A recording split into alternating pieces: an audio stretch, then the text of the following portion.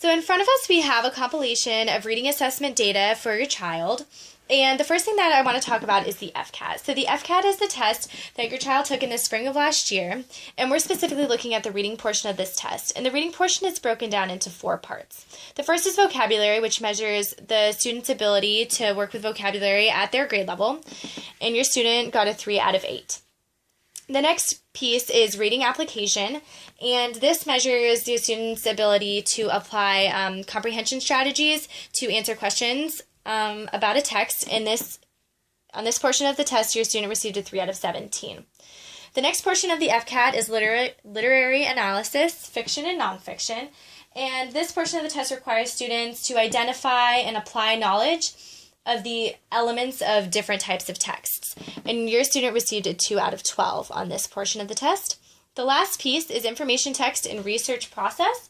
And this portion of the test has students work with informational text from a variety of sources and answer questions about them. So your student received a 3 out of 8 on that portion of the test. So overall, we can see that your student scored below 50% on all 4 portions of this test, and therefore the overall FCAT score, which considers other content areas as well, he scored a 1 on a scale of 1 to 5. So these show that he really fell below grade level and wasn't meeting the 3rd grade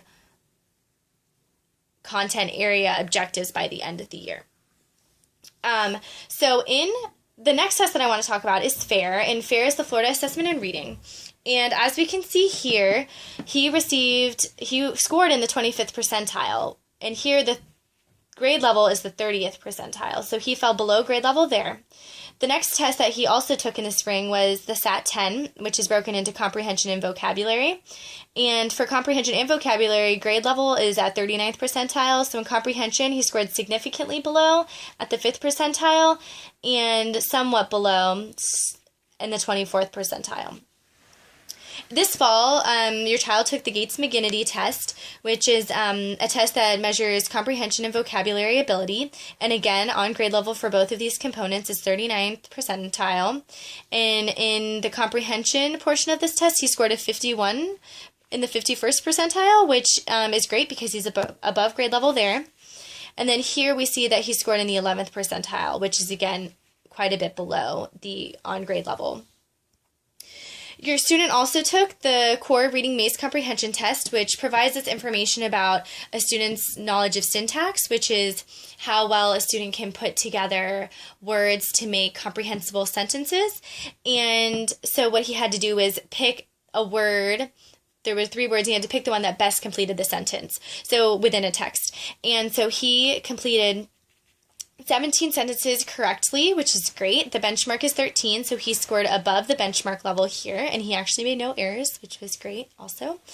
And the last assessment that I have done with your student is the running record, which is where he reads a text, and I take notes on if he makes errors or if he makes self-corrections and how well he does on reading that text aloud. So the text that he read was 447 words, and he made 25 errors, so that put him at a 94% accuracy rate. His error rate was 1 out of 18, which means that for every 18 words, he made 1 mistake. He also had a self-correction rate of 1 out of 3, which means that for every 3 mistakes, he corrected 1 of them. So this put him at the instructional level, which means that he is doing pretty well with this text. He could use a little bit more instruction at this level before we want to move him on, but he's also not completely frustrated at this level. So it's a good place for him to learn. So based on all of this assessment data, I feel that he has good knowledge of syntax based on the Core Reading Maze Comprehension Test, but I really think that that he could use extra support in vocabulary and comprehension. So I'm going to be working really, really hard with him on those things during our reading small group. Additionally, from the running record, I think that he could use some additional help in phonics and word analysis, and he is getting extra push for that when he goes and sees our learning community leader for an instructional intervention that is paired with our curriculum. And finally, overall, we just want to increase his fluency, get him a little bit more comfortable with reading the text. So I think through the SIPS intervention with our learning community leader, he'll be getting that, as well as we continue to read and work on strategies. he'll be increasing and getting better as a reader.